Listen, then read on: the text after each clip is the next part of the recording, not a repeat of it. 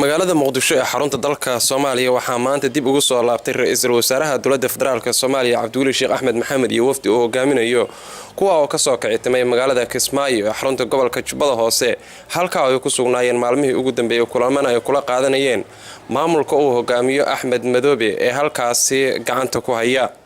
waxaana ra'iisul wasaaraha xukuumadda Soomaaliya oo markii qolka nasiinada ee garoonka Aadan Cadde uu tagay saxaafadda la hadlay uu sheegay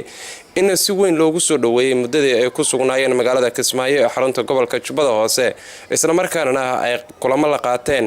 madaxda maamulka Jubbaland iyo qaybaha kala duwan ee dadka ku nool magaalada Kismaayo waxa uu sheegay ra'iisul wasaare Cabdulle Sheekh Axmed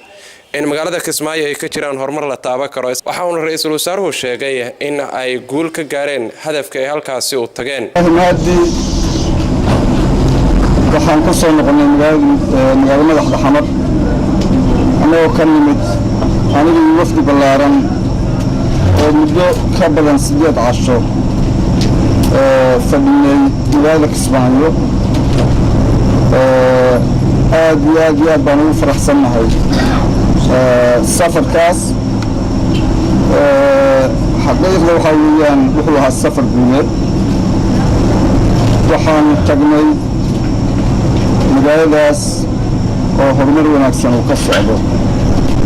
waxaan la qaybsanay fakarkanaga dib u dhiska dalka iyo heshiisiinta iyo nabadeynta aad baan ku soo dhaweeyay fikradihii yarniin aan ka wada hadalnay oo dhan waa isla meel dhignay hadda ka dambe waxaan rajaynaynaa in markaa wada shaqaynta gobollada iyo xukuumadda dhexe ay noqdaan mid hufan oo isqabsiga dalkeena wuxuu u baahan yahay midnimo wuxuu u baahan yahay heshiisiin wuxuu u baahan yahay horumar intaasina intii aan ugu tagnay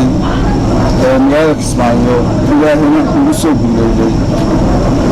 waxaan la kulannay bulshada qaybaheeda kala duwan dumar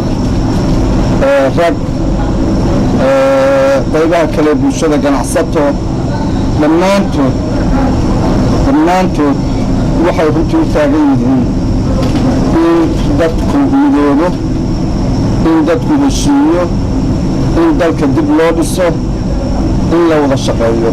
ra'iisul wasaaraha ayaa maalmihii ugu dambeeyay waxa uu ku sugnaa magaalada Kismaayo ee xarunta gobolka Jubbada Hoose isagoona halka kulamo kula qaatay madaxda maamulkaasi xasan kaaf Cabdiraxmaan Axmed Puntland TV Muqdisho.